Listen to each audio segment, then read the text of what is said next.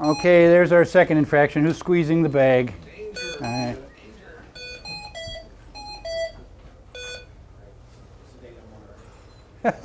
That's right. Nobody's allowed to breathe because we have the alphabet soup and the beeper.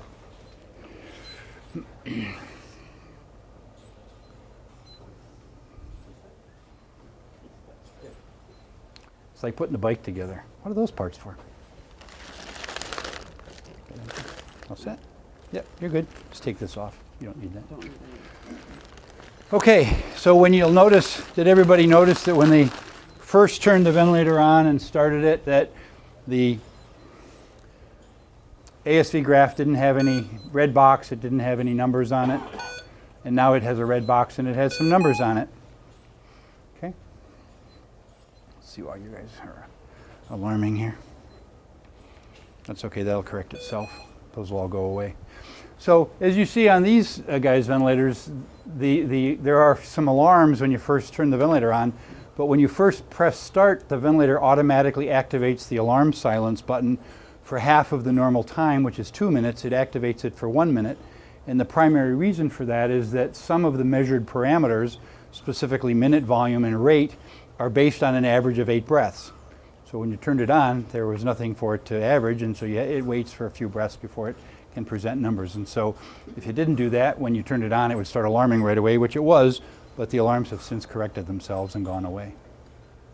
Okay? So we're going to talk about, in a few minutes, how do we transition a patient that's already on a ventilator onto a T1 and onto ASV, and then also at the other end of the transport, you're going to have to give a report to the people, and they're probably not going to have ASV unless you're going to St. Rita's or some of the other hospitals. Grand Rapids has tons of Hamilton ventilators. So it's likely or possible, more often than not, that you're going to be picking up from and delivering to a location that doesn't have a Hamilton ventilator yet. I'm working on that. Stay tuned. So on the ASV graph, the green number there, that's the tidal volume, that's the setting, and that's the rate. Okay?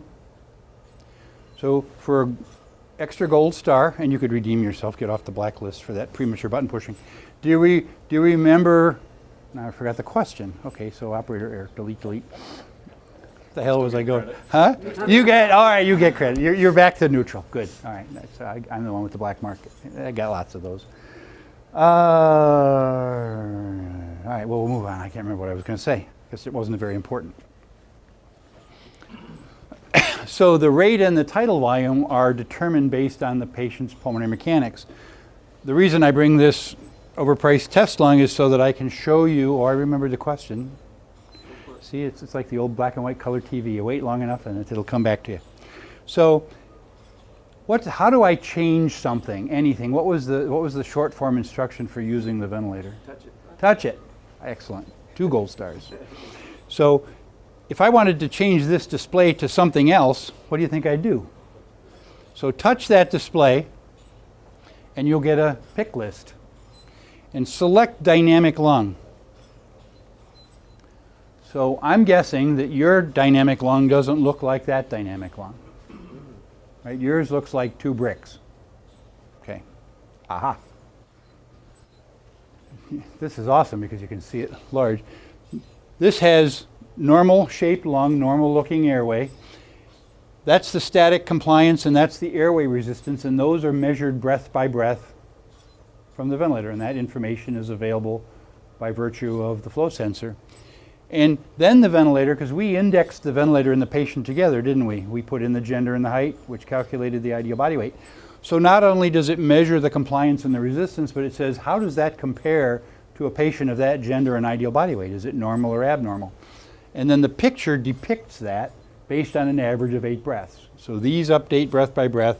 This is an aggregate of 8 breaths, and it's referenced and compared to what would be normal in the normal range. So compliance isn't a number, it's a range. Resistance isn't a number, it's a range. And it moves up and down based on ideal body weight. And if the values are within the normal range for a patient of that gender and size, you get a little green pencil line around the display. Yours does not have a green pencil line around the display. Okay? So we can just stay on that because we're going to do a bunch of stuff with that. If you would, please. Thank you. So I'm going to change the test lung, and let's see what happens to my dynamic lung. And then you tell me if you speculate on what actually has changed. So watch the numbers and then watch the picture of the lung. And I'll change the alarm limit here so we're not bouncing into that real quickly. So we haven't gotten to that yet.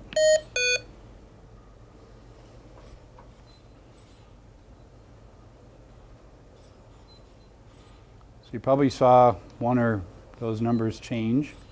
So hey, no more green box, something's not right. So what's different about that dynamic lung display now? Look at the airway. The airway, the lungs are the same, but they're not bricks like yours, but the airways are red and narrowed, and so we have a patient with really high airway resistance. Diagnosed, what kind of patient are we dealing with? So now I'm going to go back to my dynamic lung, or to my ASV graph. What shape was that safe ventilation window before? It was pretty square, wasn't it?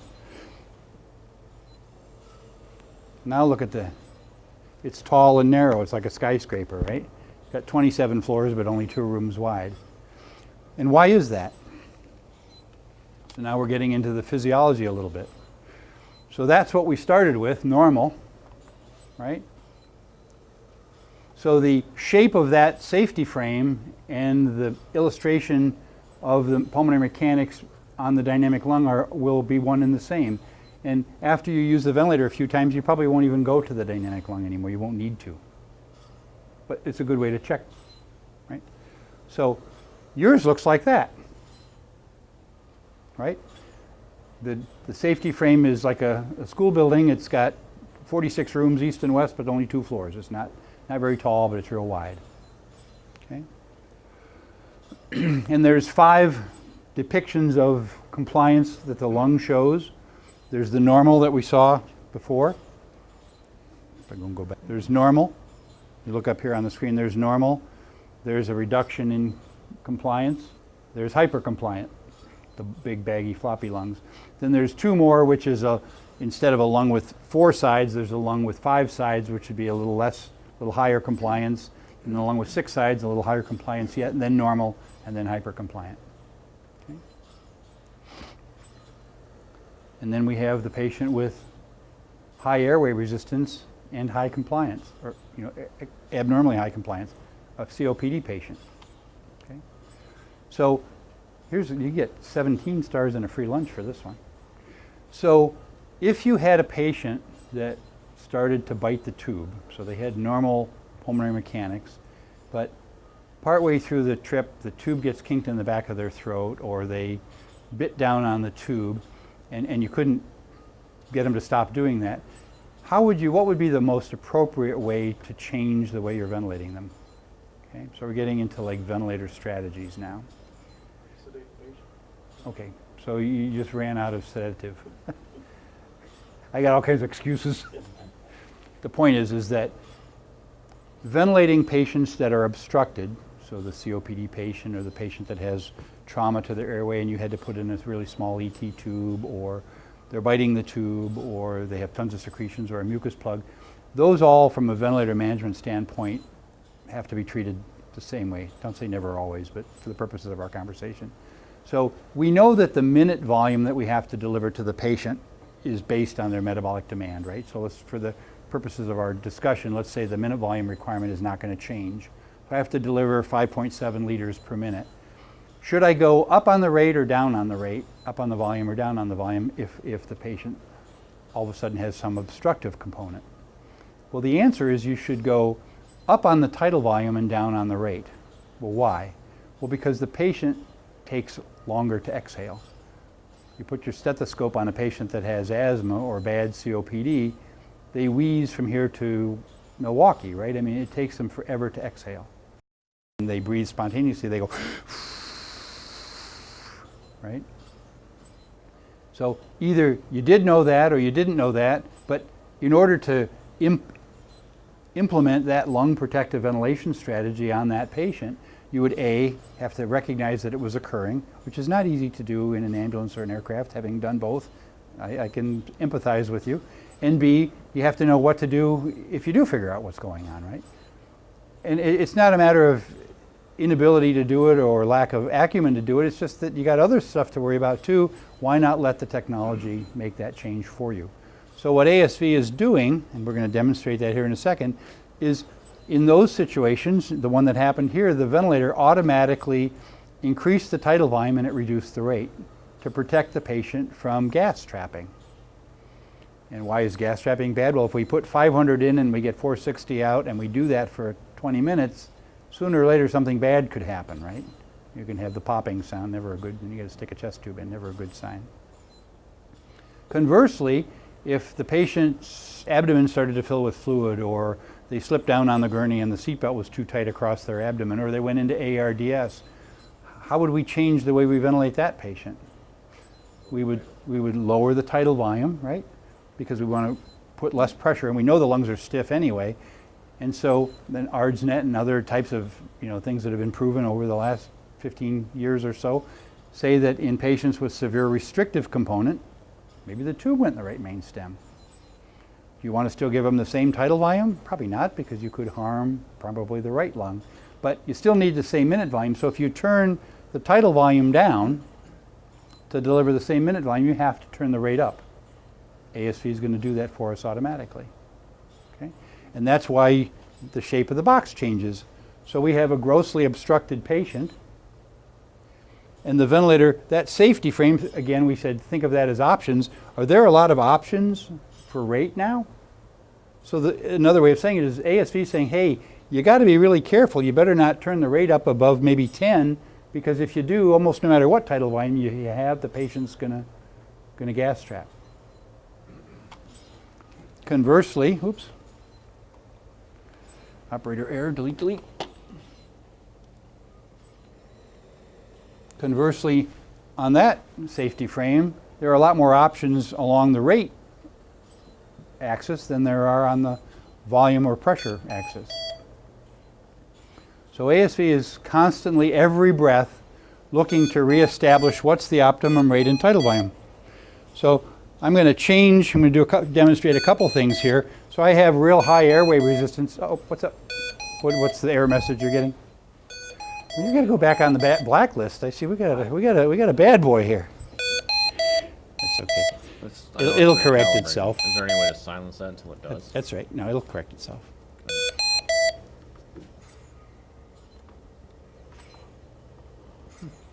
Which will give us a perfect segue to look at something else. So if you look on most of your ventilators, you have that red box with the white eye on it. Mm-hmm. So go ahead and touch that, if you would. And that opens up a buffer, and it says, hey, since the last time you were paying attention to me, these are the alarms that have occurred. So there's a reset button down in the bottom right-hand corner. Hit that, and then hit the alarms tab again to get out of that screen. Guess what? No more information icon. Okay. Hit the alarms tab, if you would. And there's 4 ways to get off that screen. You can walk away and do nothing, and eventually, I think it's a minute or 2 minutes, it'll go back to the normal display. You could hit the X in the upper left or corner. Okay, open the alarms tab again, and just hit the alarms tab a second time, and it'll get out of there. Or just hit a different tab. So you can either go somewhere else, you can X out, you can walk away, or you can hit the same button that you hit to get there in the first place. Any of those mechanisms will get you out of a screen. Okay, so are you comfortable with the notion we're going to put in the gender and the height? The ventilator will calculate ideal body weight, right? And we're going to dial in the minute volume that we want the patient to achieve. And we're going to do that with which control? Okay, and that control is indexed to what on the patient? Their ideal body weight.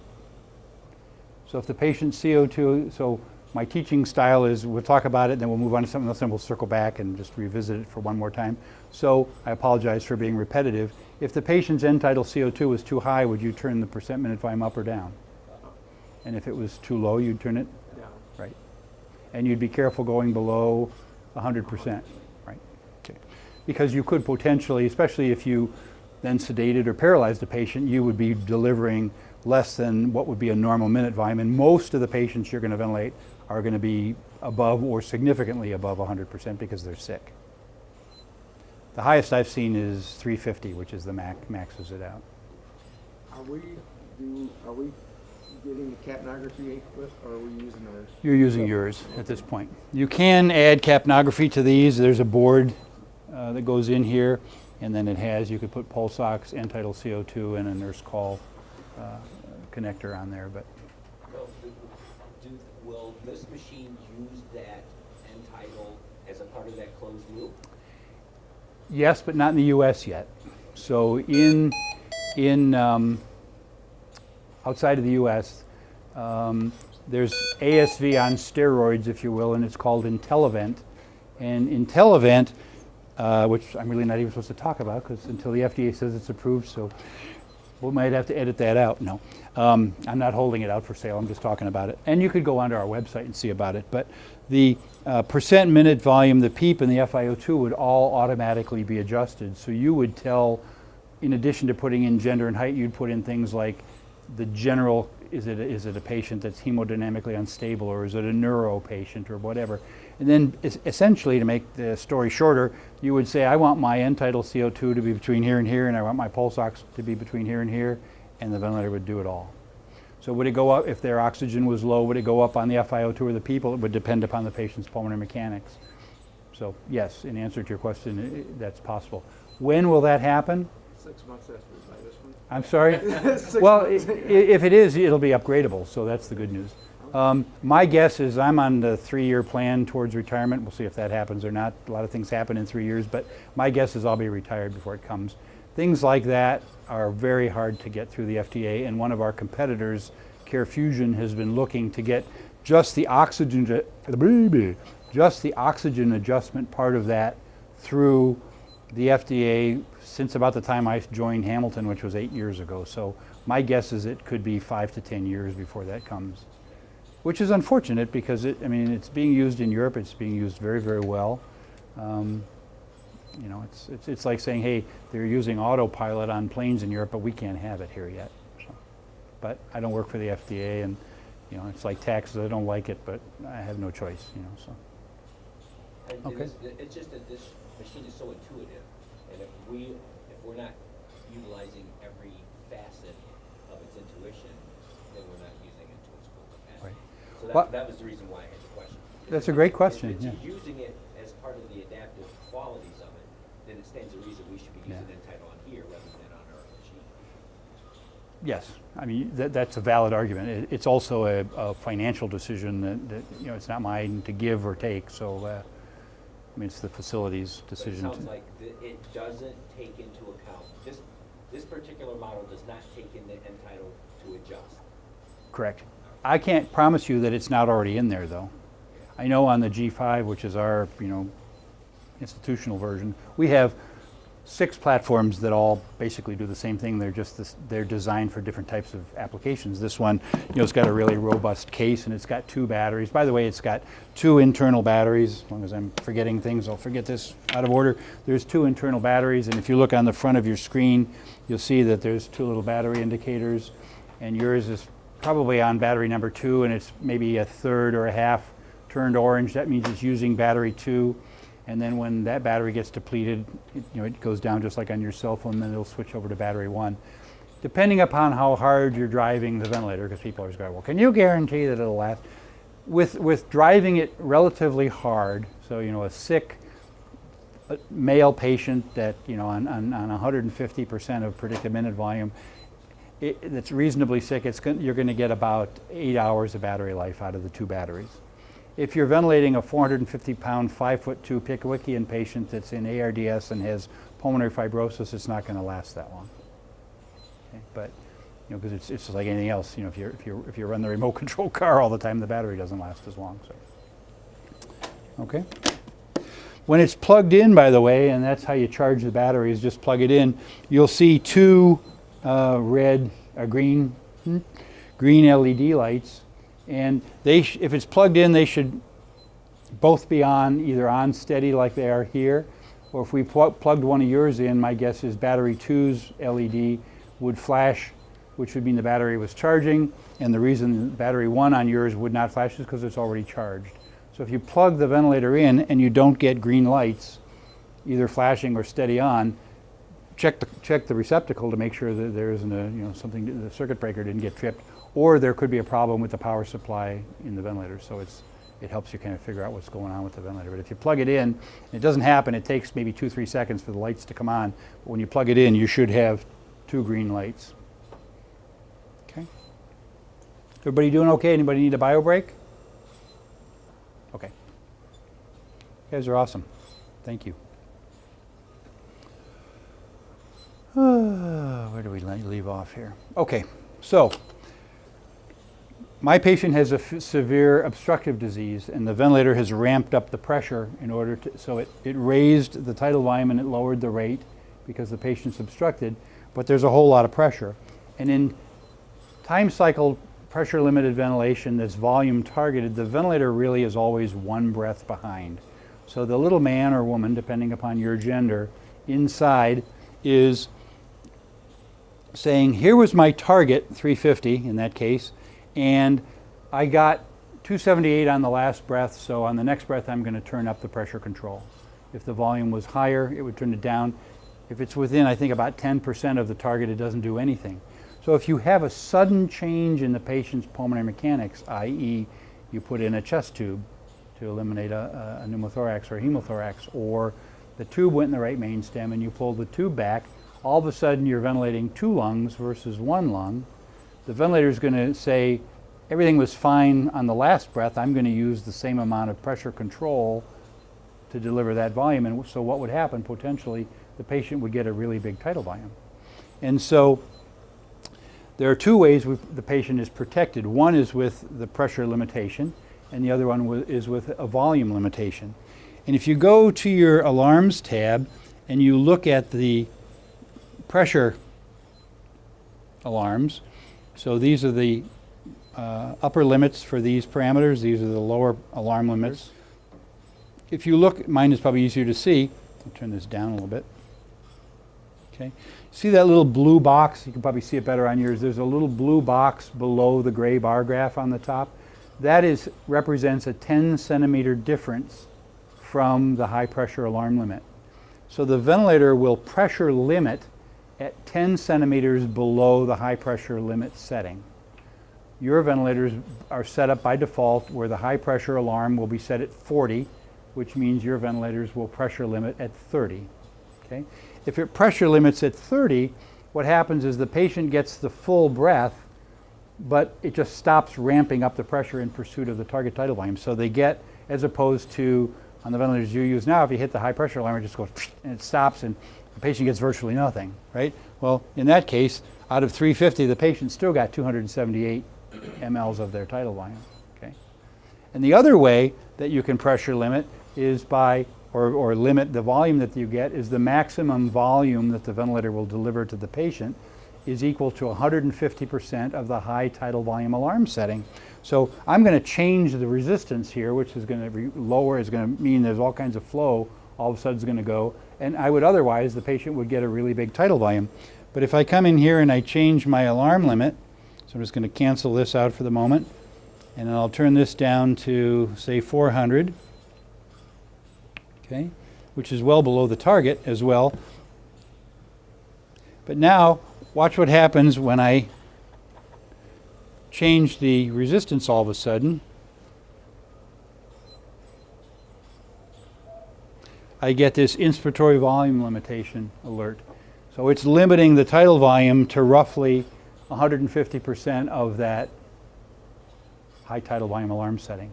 So if the tube was in the right main stem, you were doing some other stuff, and all of a sudden you realize, hey, the ventilating pressures were 15, and now it's 35 or 30, 28, whatever, because yours would be pressure limiting. And you were able to determine, hey, the tube slipped down, probably by seeing the witness mark on the tube, not by auscultating, because that's pretty tough to do, right, in an ambulance or a helicopter. So you pull let some air out of the cuff or pull the tube back.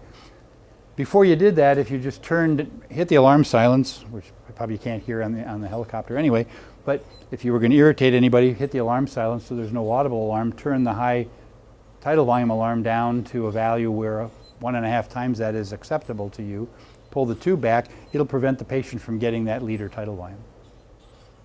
Okay?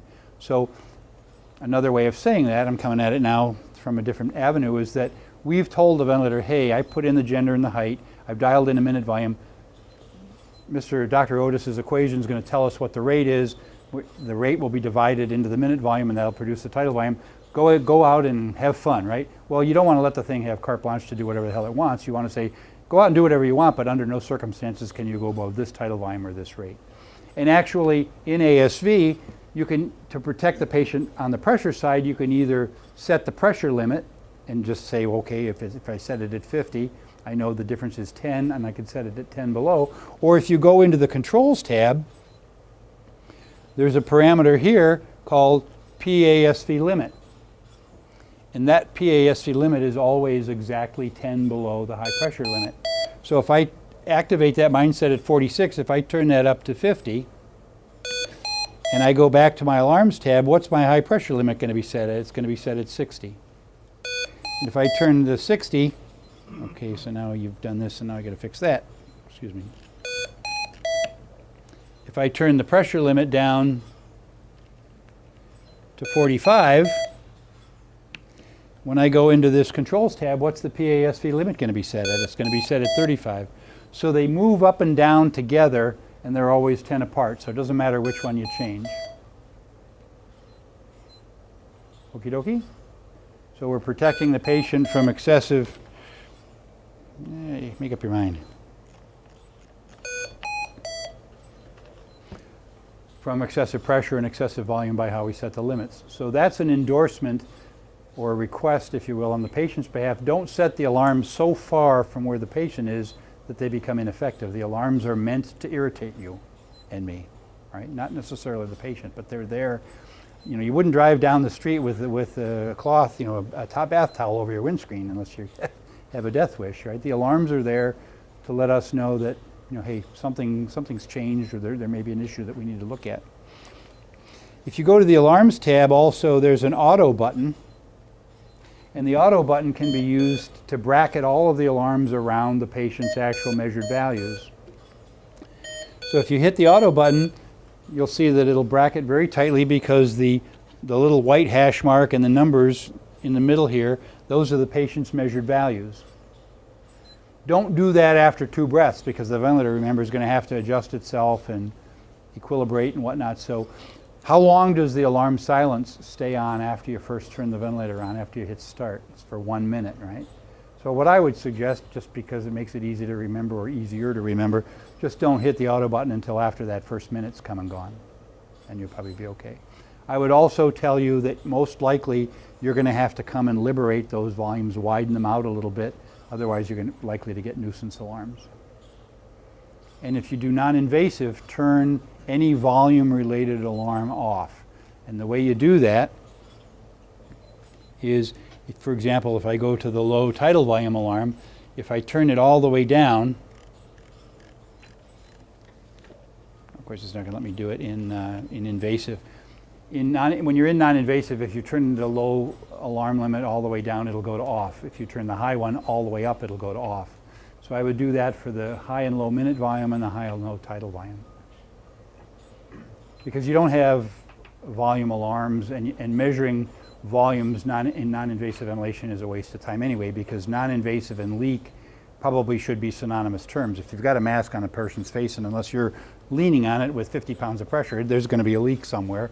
And so, you know, what goes in and what goes past the flow sensor and what comes back past the flow sensor on the way out can be dramatically different. And remember when we did the tightness test, how loud that got because of that high flow? Well, if there's a leak around the mask and you have a peak pressure set of 20 on the ventilator for non-invasive, the ventilator will attempt to, quote unquote, beat the leak by just cranking up the flow to try to get to that inspiratory pressure. Okay. Any questions on pressure or alarm limitation? So here's just an example on the screen of the ventilator gives a low priority alarm, so it beeps once, and then the yellow alarm bar on the top stays illuminated, and it shows that pressure is being limited. And so what happens is, I took it out of ASV because it's easier to illustrate. The target tidal volume is 350. That would be on your ASV graph on the y-axis, the little green number, and it would say, you're not letting me ramp up pressure enough. So, and you can't always see them, but the red line corresponds to the high pressure alarm limit. And if you can see it, there's a blue line, which will always be 10 below the red line, and that represents that pressure limitation point. And if the ventilator is hitting that, you'll get the alert to say, hey, I can't ramp up the pressure, and so it will sacrifice the tidal volume. Okay. How would you fix that if you were in ASV? You'd have to turn up the pressure limit. That's the only way you can do it. If you were in this mode, you could say, okay, well, I don't want the pressure to go higher, so I'll just turn down the tidal volume. But if somebody says, I want, you get a request from a physician, and they say, I want you to put the patient on this rate and this tidal volume, you are obligated to take them out of ASV. You can't do it in ASV. We have no control. Now, I don't think your team will do that, and I don't know whether you take directives from people at other hospitals, but okay. We already talked about that. So if you go to the controls tab, I'm just going to talk for a minute about these two things. They're kind of fine-tuning controls, and you're probably not going to have to use them, but if you go to the controls tab, and then there's a little, under basic it says more, and activate that, then you'll see two additional parameters. One is called PRAMP, and the other one is called expiratory trigger sensitivity. And now I can't use the board because you won't be able to see it. Maybe I can draw it back there real quickly. Sorry. You can just bear with me and just wheel around for a second so you can see this whiteboard back here. Picture's worth 1,000 words. So when you're using pressure ventilation, which these are, all these modes are, optimally you want to have a square pressure waveform as much as you can. And the reason for that is for any given peak pressure, you get the highest mean airway pressure. Mean airway pressure is the average pressure over a period of time. So if you have a waveform that looks like this, you've sacrificed all of this mean airway pressure. Okay?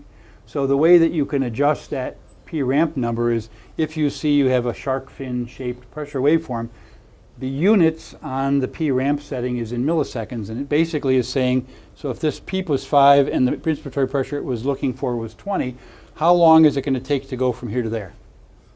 So the lower the number means it goes faster, the slower number means it goes slower. And generally, if it's a volume targeted thing, then the ventilator might have to use a higher pressure as well. Okay? But you're not going to kill anybody by adjusting that one way or another. But if you set it too aggressively, too low, then what you'll get is a little spike on the front end of the pressure waveform, and that's called overshoot. Okay? Again, it's not going to kill anybody. It just means the ventilator is being a little bit too aggressive, and the way you would cure that is just turn that PRAMP up to a little bit higher number. Not a bad thing. The ETS, if that's set improperly, you'll get a little spike on the back end of the pressure waveform, and that's a byproduct of an ETS only applies to where the patient is breathing spontaneously, right? And breaths where the patient is not breathing at all are time cycle breaths, meaning time ends the inspiratory phase. So the ventilator says, I want you to have an I time of 1 second. After 1 second, the pressure drops and the gas goes out of the patient. If the patient's breathing spontaneously, what triggers the ventilator to go from the inspiratory phase to the expiratory phase is a reduction in the flow.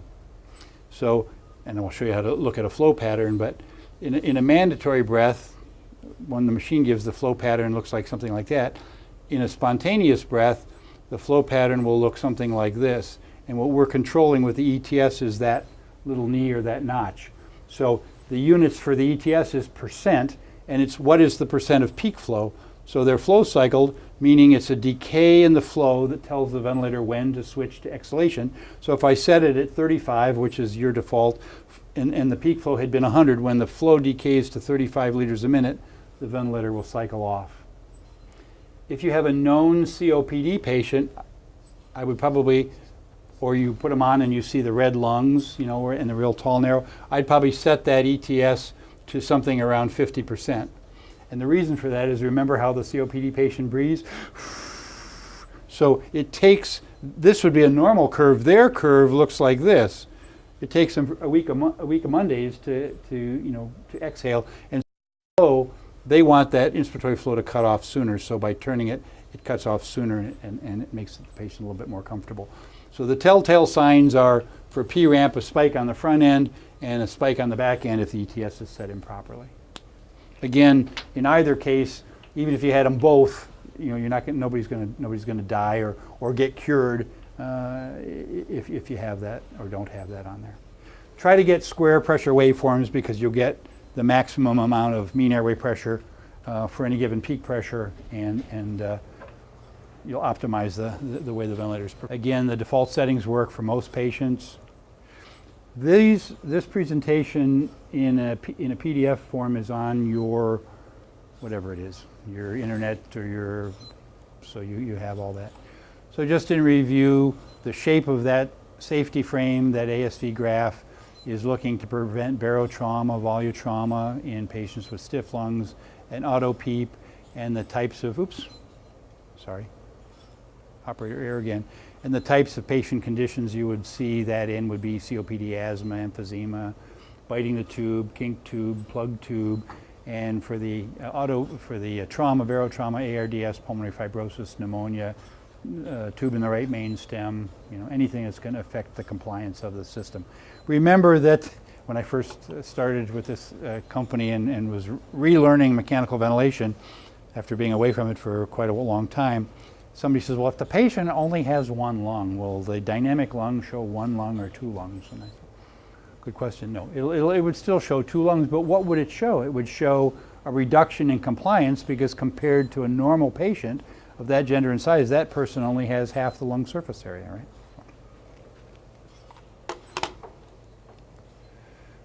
We've already talked about this, you know, whether you go up or down. If you were, with the vents you use